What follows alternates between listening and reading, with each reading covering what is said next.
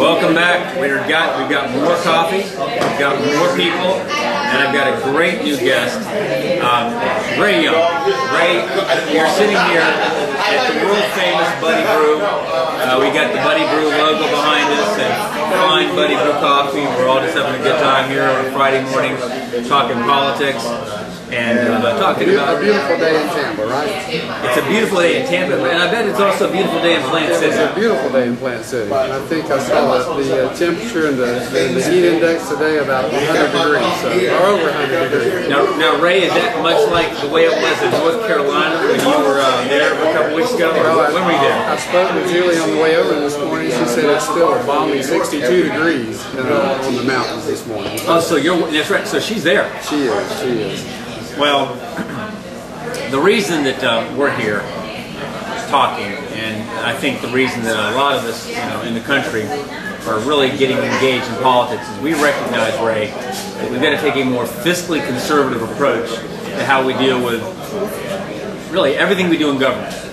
And I spent a number of years battling the leadership in the county. And the leadership was committed to really continuing to grow government. They didn't want to look for innovative ways to create new jobs, and we had to make a change, and we did it. And you're a businessman, aren't you? Yep. What's your business? Well, for most of our career, we spent in the air conditioning business, and the last several years we've been in since 1987 general contracting. So air conditioning, general contract. Yeah. Oh, big old truck just raced past. Well, as a business person, you got to make sure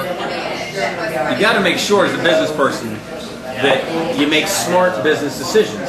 Where you invest your money, what you do. And county government really has never done that. And you ran for the state house. Yeah. Why? State senate.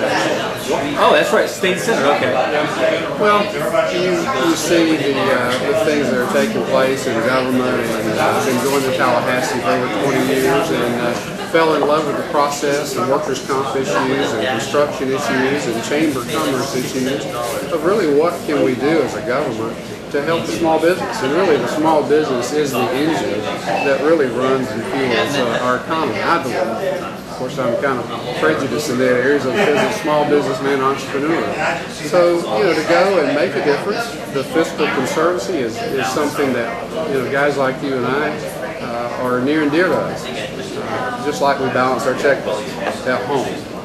If you don't have the money, you can't go buy that new toy.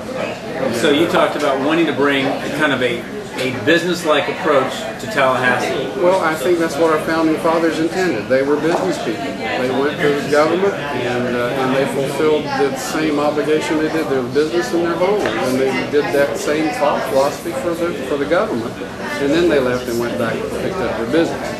You've got to take the personal responsibility and the personal accountability for the things that we do in life, whether it's at home, business, or government. And far too often, I think, we lose sight of that. Well, my question, I think a lot of people want to know whether it's Washington or Tallahassee. Is it possible? Can we say it's all of it? But is it possible? Is it possible for the business person or for the citizens themselves to take control again? Because it seems like special interest is really running everything. Well, I think there's that thought process that certainly there's an opportunity for us to make changes. We've seen that in some of the congressional elections already. Folks are tired of the things and decisions that we're making as government elected officials. And it's time that we make some changes. And I think we're going to see that. We've already seen it, and I think we're going to see more of it in the November election. Well, I know that at the local level, Michelle Williams is here, and she's a Facebook fan.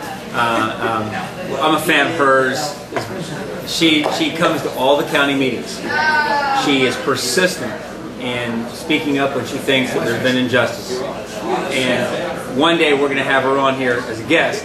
But what I like about people like Michelle and others is at the local level, they're getting involved. We don't always agree. Sometimes we're 180 from each other on issues. But, at the local level, government is beginning to get it. We're starting to say, okay, we got to listen more. We've got to share information. We've got to recognize we don't have all the answers. And we've got a new team in place, and you can read about it in today's Tampa Tribune, in the editorial section of the Tribune, where Mike Merrill is the new interim county administrator, is trying everything he can do to find a better way to run government, because we're going to have to cut $56 million. Tallahassee's got to cut a lot of money too. How do you go to Tallahassee? Let's just take it back to Tallahassee. How would you go back to Tallahassee when they're facing billions of dollars they've got to save and make those cuts? Well, that's the 800-pound gorilla that's in the room. None of the cuts today, because we've got complacent, if you will. That may not be the right word, but we've got accustomed to spending in a good economy. And it's tough for a legislator to go to Tallahassee and make the tough cuts, whether it's health care or public safety. And Tallahassee struggled with that this past year, cutting some public safety. We lost several highway patrol units. And so it's a challenge. You've got to go and you've got to look at the situation, get involved in it, and vote your convictions. It's going to be some tough decisions. They're going to hurt some people, unfortunately, but during these tough economic times. What about property insurance? I know we don't need. How much time do we have? We don't have a lot of time, but but this is what I like about you and people like you. You take the time to really understand the issue. It's not a superficial gloss. We're really getting into the details. We had a businessman sitting here just a few minutes ago, Chuck Seitz. Chuck is one of the most fiscally conservative, responsible businessmen I know. He's done a lot to turn his company around and make it profitable. I think Florida can be run like a business. Has to. But it's got to be detailed. You got to have the facts and the data. We seem to still kind of operate on kind of one-line gimmicks and kind of bumper sticker governing. You can't govern that way. That's the challenge, and the problem is you go, whether it's Hillsborough County, City of Plant City, Tallahassee, and you begin to look at cutting, and then you've got that opposition that's against and wants the government to fund everything. And unfortunately, that's not the way we were set up. Government just simply cannot fund everything and every need that everybody has. If that were the case, we might as well just shut down the private sector and let the government take over. And that's not what the founding fathers. And I'm really a founding fathers kind of guy. That's not there. I don't believe it. I wasn't there. Proctor was there, but Proctor might have been there, but I'll tell you what, as someone who loves our country, loves the Constitution, reveres and regards the founders who helped build our nation, we do have to get back to the fundamentals. And, we're going to do that. And men like you and women out there as well who believe in their nation and are willing to make the sacrifices that we have to make. And I'm just honored to have one of Plant City's finest, Bray Young. He is a good man, and I would encourage you as well to come here and have a cup of coffee with Dave and his wife Susan at Buddy Brew. Thank you, Mark. See you next Friday.